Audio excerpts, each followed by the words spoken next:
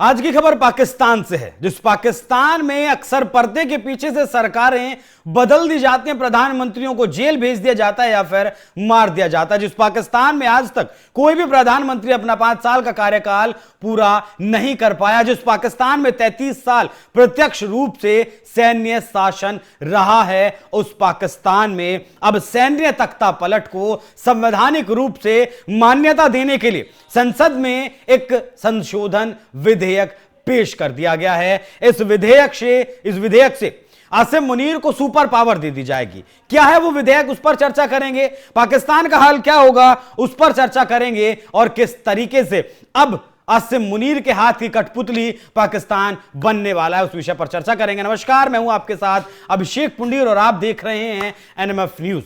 Graphics के जरिए पहले मैं आपको उस विधेयक के बारे में बताता हूं कि क्या क्या इस विधेयक में जो है संसद में पेश किया गया है। पाकिस्तान में प्रधानमंत्री से बड़ा हुआ फील्ड मार्शल का पद अभी हुआ नहीं है। जैसे ही ये पास हो जाएगा विधेयक तो यह पद बड़ा जरूर हो जाएगा।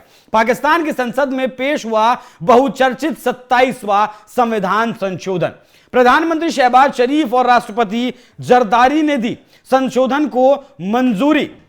विधेयक को पास करने के लिए मंजूरी इन दोनों ने दे दी है। संविधान में संशोधन होते ही आसिम मुनीर तीनों सेनाओं का प्रमुख बन जाएगा, वो थल सेना हो, जल सेना हो या फिर वायु सेना हो। संविधान संशोधन के बाद अब मुनीर ही करेगा सेना प्रमुखों की नियुक्ति। देखिए, जिस तरीके से भारत में सरकार नियुक्ति करती है सेना प्रमुखों की, वैसे पाकिस्तान में भी होता था। लेकिन अब आसिम मुनीर जो फील्ड मार्शल बनाया गया ऑपरेशन सिंदूर में जिस तरीके से पाकिस्तानी आतंकवादी या फिर पाकिस्तान की पिटाई हुई, उसके बाद जो इनाम फील्ड मार्शल का दिया गया, अब यह इनाम और ज्यादा दिया गया है। परमाणु हथियारों का पूरा कंट्रोल भी अब आसिम मुनीर को दे दिया गया है, उसके हाथ में ऑटोमेटिकली चला जाएगा। पाकिस्तान सरकार ने फील्ड मार्शल के पद को संवैधानिक पद बना दिया है अगर यह विधेयक पास हो जाता है। अब पाकिस्तान का आजीवन फील्ड मार्शल बना रहेगा आसिम मुनीर। खास बात यह कि जब तक जिंदा रहेगा तब तक फील्ड मार्शल रहेगा।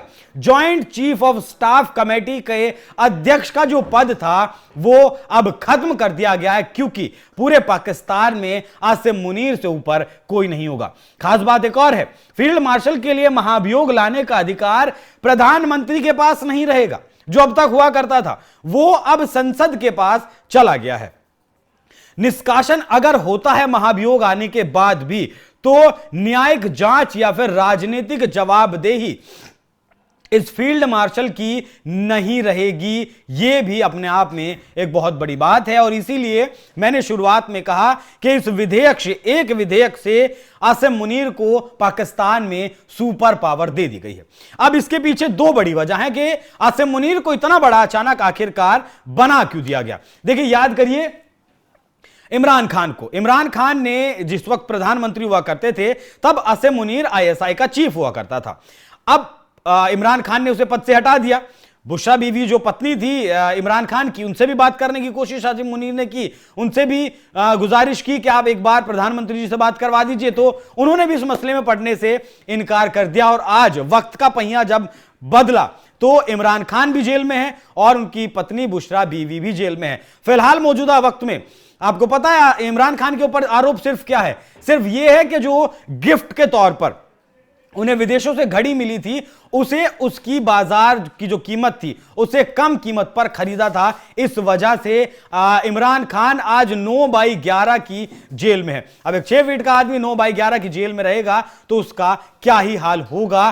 पहली वजह तो यह है जो मौजूदा वक्त में अमेरिका की तरफ से, हालांकि अमेरिका का विरोध इमरान खान ने किया था जब वो तालिबान से निकल कर गया था, तो अपने चीफ को भेज दिया था इमरान खान ने तालिबान में और बड़ी खुशी मनाई थी। उसके बाद क्या कुछ हुआ आपने देखा और इमरान खान जेल में है। तो उस गलती को शहबाज शरीफ दोहराना नहीं चाहता है, उस गलती को बिल्कुल भी नहीं दोहराना चाहते हैं शहबाज शरीफ, और चाहते हैं कि माफ कीजिएगा, जो भी आसिम मुनीर को चाहिए, क्योंकि सेना अप्रत्यक्ष तौर पर भले ही प्रधानमंत्री भी हो तो पर्दे के पीछे से शासन सेना ही करती है, क्योंकि लगभग $50 बिलियन का जो योगदान है जीडीपी में पाकिस्तान की, लगभग 12.5% वो सेना ही करती है। सारे धंधा सेना के पास है, यहां उसके ट्रस्ट भी बहुत सारे चलते हैं।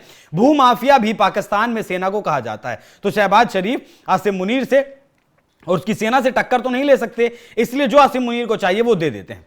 दूसरी बड़ी वजह, पाकिस्तान में जो प्रचारित किया गया ऑपरेशन सिंदूर में, जो भारत ने कार्रवाई की 7 तारीख में आतंकियों के ठिकानों को नेस्तनाबूद किया, उसके बाद फिर 13 एयर बेसिस पाकिस्तान के खत्म किए, जिनकी तस्वीरें भी दुनिया ने देखी।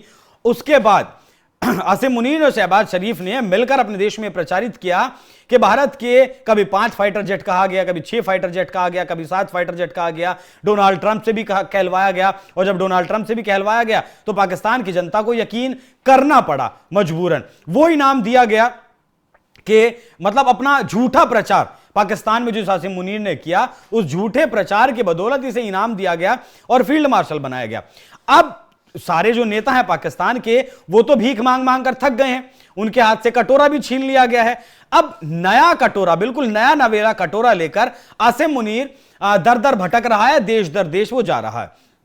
आप देखते होंगे जहां भी शहबाज शरीफ जाता है वहां वो आसिम मुनीर को लेकर जाते हैं साथ में। अभी हाल ही में एक खबर भी आपने देखी कि किस तरीके से कहा गया आसिम मुनीर के द्वारा, या फिर कहें कि ये खबर मीडिया में चली कि आसिम मुनीर की तरफ से अपनी सेना के लिए उसको इजराइल में भेजने के लिए $10,000 प्रति सैनिक मांगे गए हैं। लेकिन उसके जवाब में इजराइल की तरफ से कहा गया कि आपकी सेना की जो कीमत है उसे हम $100 प्रति सैनिक ही दे सकते हैं, क्योंकि ऑपरेशन सिंदूर में जिस तरीके से आपकी सेना पिटी है उसकी $100 की कीमत भी ज्यादा है। डोनाल्ड ट्रंप के साथ मुलाकात करते हुए आपने देखा होगा, एक ब्रीफ केस में रेयर अर्थ मिनरल्स लेकर आसिम मुनीर जाता है, डोनाल्ड ट्रंप को दिखाता है जैसे एक सेल्समैन अपना प्रोडक्ट दिखाता है। उसके बाद हालांकि कामयाबी मिली, उसके बाद $550 मिलियन की डील लेकर आसिम मुनीर पाकिस्तान में आया, जिसके बाद दावा किया जा रहा है कि कई कंसाइनमेंट पहुंचा दिए गए हैं आपके अमेरिका में रेयर अर्थ मिनरल्स के, वहां से बटोर रहा है। चीन भी ये आसिम मुनीर गया था शहबाज शरीफ के साथ, सऊदी अरब के दौरे पर भी आसिम मुनीर के साथ गया था, और डोनाल्ड ट्रंप से 3 मुलाकात कर चुका है। अब डोनाल्ड ट्रंप से जब 3 मुलाकात कर चुका है तो पाकिस्तान में इस बात को और अच्छी तरीके से प्रचारित किया गया कि अगर भीख मांगकर लाकर कोई इंसान पाकिस्तान को दे सकता है तो वो आसिम मुनीर ही है। और आसिम मुनीर इस वक्त भर भर कर पाकिस्तान में डॉलर लेकर आ रहा है।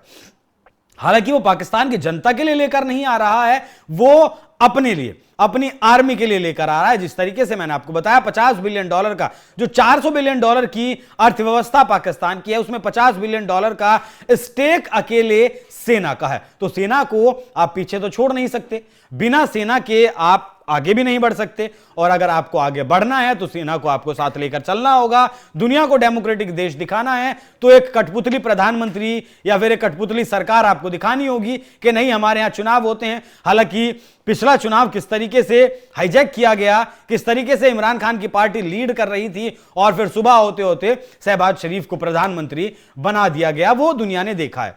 तो पहला, ऑपरेशन सिंदूर में जो असफलता का इनाम मिला है।